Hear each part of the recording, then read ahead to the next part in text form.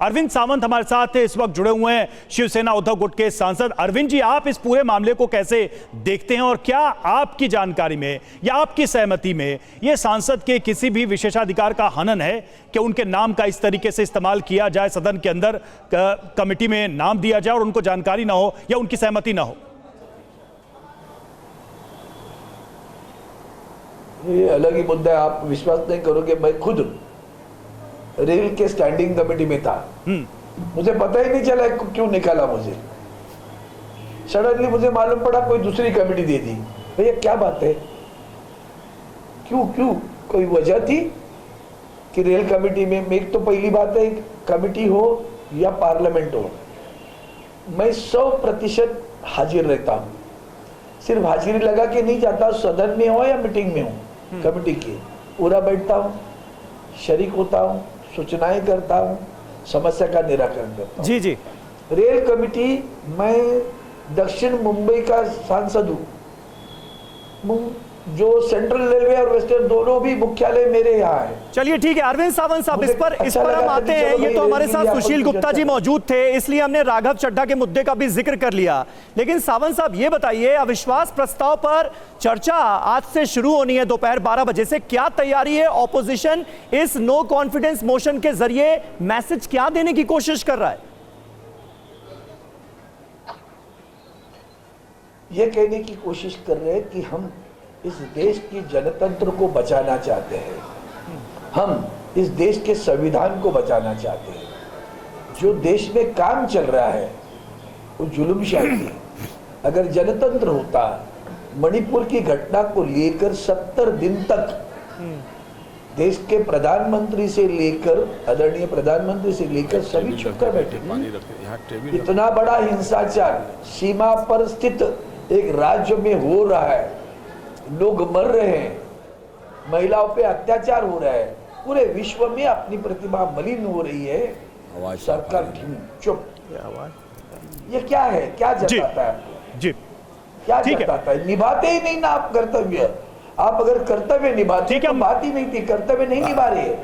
आप सब इश्तिहार आपके मीडिया के जरिए रोज उनकी कोई ना कोई खबर।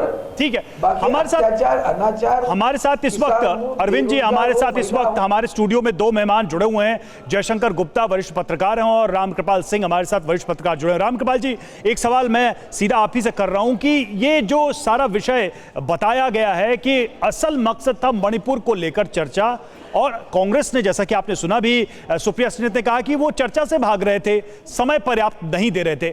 आपको लगता है कि सरकार वाकई में विपक्ष के इस मूव से मजबूर हुई है पर्याप्त समय देने के लिए, चर्चा करने के लिए और खासकर प्रधानमंत्री का एक विस्तृत सदन के अंदर स्टेटमेंट लेने के लिए? देखिए, अभी इससे पहले आपने जो एक सवाल किया था, ये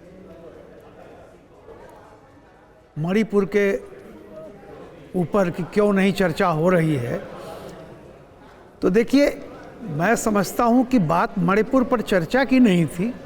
बात ये थी कि कौन किसको जवाब देना है। जो इतना विलंब हुआ, ऐसा नहीं कि सरकार कह रही थी कि मणिपुर पर चर्चा नहीं होगी।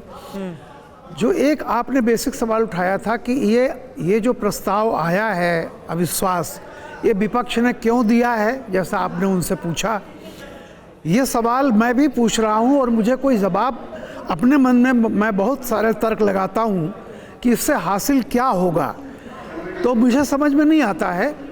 देखिए, कल जो राज्यसभा में हुआ, जिस पे अभी राघव चड्ढा जी की आप बात कर रहे थे जी, उसको खुद विपक्ष की तरफ से केजरीवाल जी ने कहा था कि ये सेमीफाइनल है। तो कल तो सेमीफाइनल हो गया, रिजल्ट आप सबके सामने है। तो अब सेमीफाइनल के बाद जो अब ये 3 दिन होगा, इसको आप क्या कहेंगे? 24 के पहले का सेमीफाइनल था, तो ये क्वार्टर फाइनल है या फिर फाइनल है?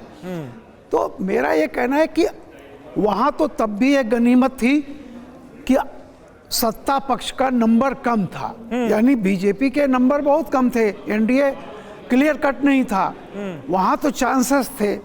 और जहाँ पे 131 मिल गए, जो कि जोड़ घटा करके 129 ही आता था, सारे कैलकुलेशन के बाद वो 131 की फिगर क्या है मुझे नहीं पता है, जी जी, कैसे आ गया। हाँ। तो लोकसभा में तो रोज बिल पास हो रहा है, और बिल पास होने का मतलब ही ये होता है कि सरकार विश्वास मत प्राप्त किए हुए है, सरकार कॉन्फिडेंस है उसके प्रति, क्योंकि बिल पास होने का मतलब ये होता है कि मौजूदा सरकार विश्वास मत प्राप्त कर रही है।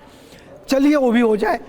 देखिए कुल मिलाकर के ये जो दांव है ये सबको मालूम है कि परिणाम क्या होगा। हाँ, बात एक ऐसा मौका है 2024 के पहले कि यहाँ पे हर सांसद देश को ठीक है, एड्रेस ठीक है, कर सकता है, ठीक है, रामकृपाल जी, बिल्कुल आप- स्कोर कर सकता है।